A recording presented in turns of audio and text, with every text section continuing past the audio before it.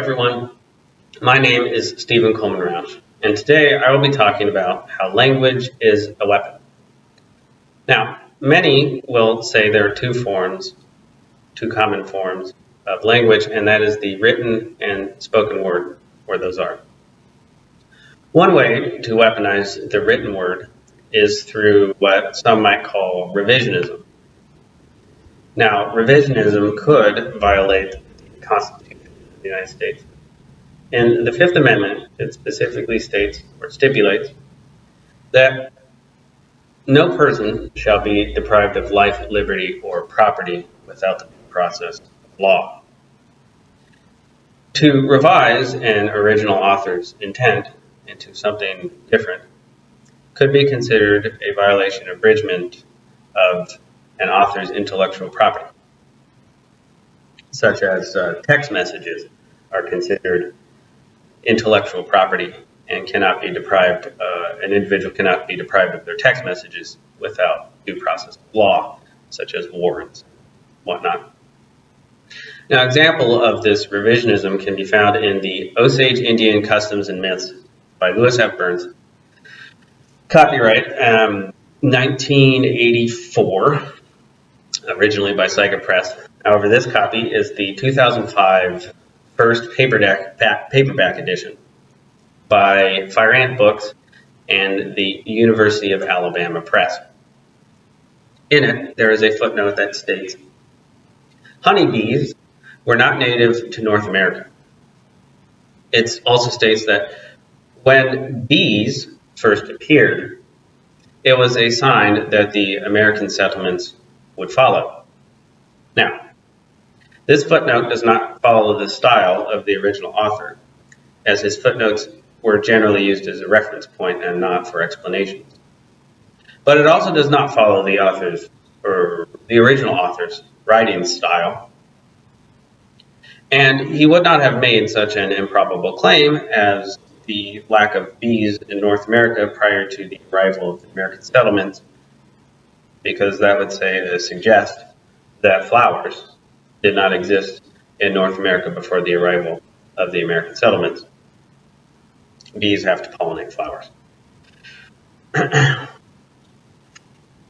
Next, when it comes to the spoken word can, as with written word, can be weaponized in a number of different ways. It's a little bit different, though, in the spoken word versus the written word. But one of the probably more common today ways to weaponize the spoken word is through the deceptive use of statistics. Now, in Darrell Huff's book, How to Lie with Statistics, renewed copyright 1982, it states, if it is a true figure for anything, it is one merely for that special group of the class of 24 whose addresses are known and are willing to stand up and tell how much they make. Even that requires an assumption that the gentlemen are telling the truth. Of course, as most of us know, what is being explained here relates to the margin of error that is always inherent in statistics or other types of numbers. And it's especially apparent in the corporate world through the use of sick call numbers, where many will call in sick, but be intending to use the time for vacation days, shall we say. Which naturally that would create a problem with somebody using sick call statistics from a corporation, and they have to trust that people are being honest. Next, in the History in English Words by Owen Barfield, in a foreword by W.H. Auden, it states, or it explains the way that generally language can be weaponized in spoken word.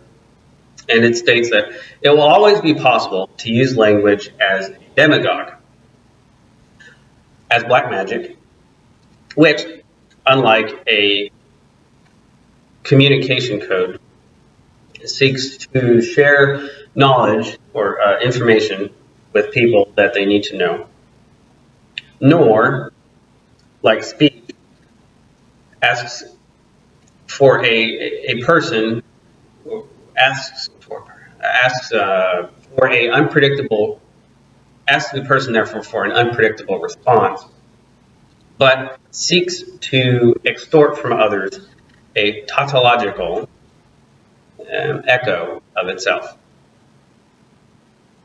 Now, this quote and this explanation of how the spoken word can be weaponized is possibly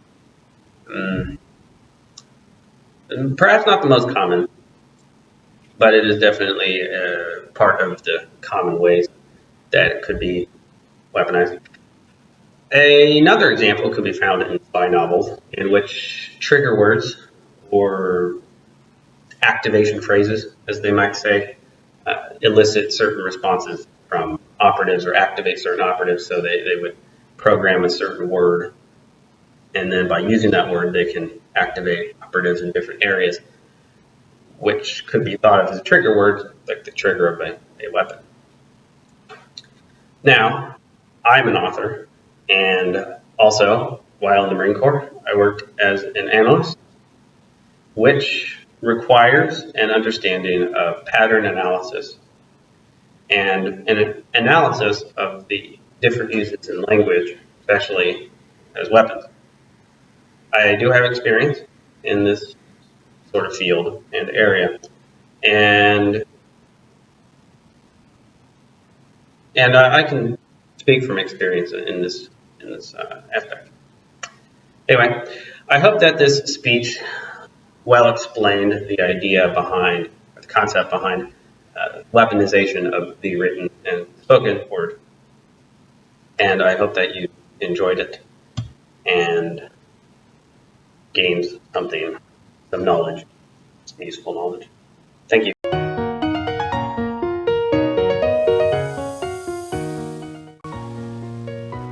Hello, everyone. My name is Stephen Conroth, and today I'm going to attempt to persuade you that the land grant mission is about conquest. Of course, the land grant mission, as some might know, relates to universities that have a land grant, and we'll get into that later. In The Grades of Academia by Richard Mitchell, published in 1918, he stipulated 7 what he called deadly principles. These come from the document, The Cardinal Principles on Secondary Education, which was a government bulletin, or a bulletin from the Bureau of the Interior Department of Education that was published in 1981 as bulletin number 35. In this document, 7 specific principles were stipulated, the first being health.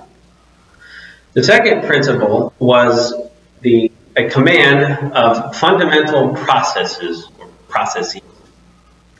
And next, in number 3, it was worthy home ownership.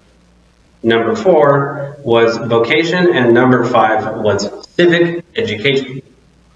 Number 6th, was the worthy use of leisure, while number 7 was ethical character. In this document, the Cardinal Principles on secondary education, yes, I believe it's of secondary education instead of on, published in 1918, it stipulated that satisfactory completion of a well-planned high school curriculum should be accepted as preparation for college. Actually, he would disagree with that.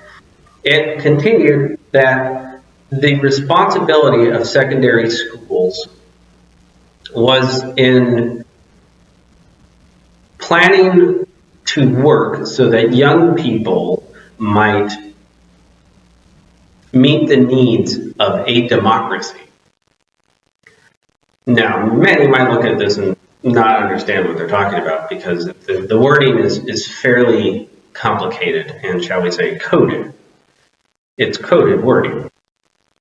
On page 9, part 11, we get a better look at this and why this document about secondary education relates to land-grant universities, besides, of course, training and preparing students to go to universities, possibly land-grant ones, perhaps private. But with this, in this specific context, in the portion on the goal of education and democracy, which was again on page 9, part 2, it states that the purpose of democracy is so to organize society that each member may develop his personality through activities designed for the well-being of his fellow members and of society as a whole. Now, this is explained in so many words what many might conceptualize as social democracy today. However, it's very specific in this goal because what it is essentially stating in a much language is that the goal of education is not, in fact, to educate, which is to empower an individual to become more effective as that individual independently. So, for instance, you would want to teach an individual math in the sense of a practical application so that then that can then be used towards their life, later in life. However, this is not what is being stated in this document as the goal. Instead, it is stating that people should be formed for society, for the benefit of society, and for everybody else, rather than themselves individually or independently of that. And essentially, it's talking about making essentially a tool for society. That's basically what's stated there. Now we get the connection specifically to the land-grant schools in an article in the Columbus Dispatch, which was published in August of this year, 2022, and it was written by Jennifer Smola. The article is titled, "As Ohio State Completes 150 Years, Has Its Land-Grant Mission Evolved?" And it stated that that Ohio State specifically was one of a dozen colleges that were funded through the sale of federal land. So that's where you get your land grant title from. And that the purpose was meant to serve the industrial class or provide the industrial class with three things, and those were education in agriculture, mechanical arts, and military tactics. Now, one, of course, would ask, why would a allegedly civil institution be concerned with military tactics, and that not, of course, being left in the military, whose purpose is to do that, as their name suggests. And in the earlier example of the cardinal principles, we get two examples or two elements that prove this idea of military tactics, and that is coded language, which is an element in basically all the military intelligence outfits. Coded language is very essential to communicate something to your own people that others won't be able to decipher. The next is management of forces. In the Marine Corps, specifically as far as my experience is concerned, people's lives were managed so that they could be more effective and battle ready. And that came down to, in fact, leisure activities, which you would think are the property of an individual to do whatever leisure activities they would desire. In the military, it's not, because you could have leisurely activities that are destructive to a person's fighting capability, and those leisure activities are denied. Now that, of course, is in the military where you have a particular job and purpose to get done. But they are stating that this needs to be done with everyone, in military or otherwise. Everyone, at least in the school system, the education system. Now, in the magazine Imprimis, published November of this year, 2022, in a portion of a talk that was given by Larry P. Arnn, who is the president of Hillsdale College, under the article titled "Education is a Battleground," he stipulated that if you want to see the problem with American education today, then you have to look at the comparative growth of the population in the public schools of today. And he stated that the district administrators, when compared to teachers and students, increased at a rate of 87.6% from the years 2000 to 2019. It said it was a whopping 86.7% or 87.6%. And this proves possibly two things, if these numbers are indeed true. One, that either the land grant mission is not working because there has not been a relatively or comparative increase in students and teachers to district administrators, or the second one, that this is in fact evidence of consolidation of forces, something that you often see with militaries when they're about to execute an operation. Consolidate forces so that everybody is on the same page, essentially. Could be one of those two things.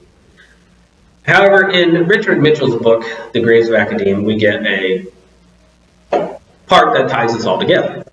And he stated that it was in this cause, too, that the physical education became the oppressive monster that is today. And of course, he's highlighting the first principle, which is health.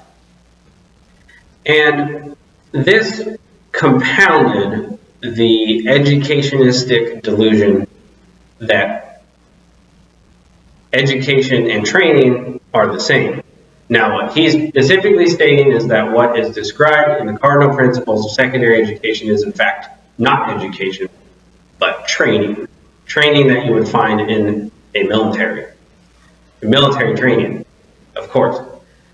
Military members are trained for a particular purpose, and they're not educated for general well-being, you know. So yeah, he's basically stating that they are saying that education and training are the same thing because what they're describing is training, not education. And it's even stipulated in the land grant mission that military tactics are part of their purpose. And of course, this brings up two questions. Who are the enemies and allies of this system? And then, is this a foreign occupation or invasion? Thank you. My name is Stephen Coleman Roush, and as serving in the Marine Corps, I gained a lot of experience in this particular subject. And I hope this speech has persuaded you of this matter.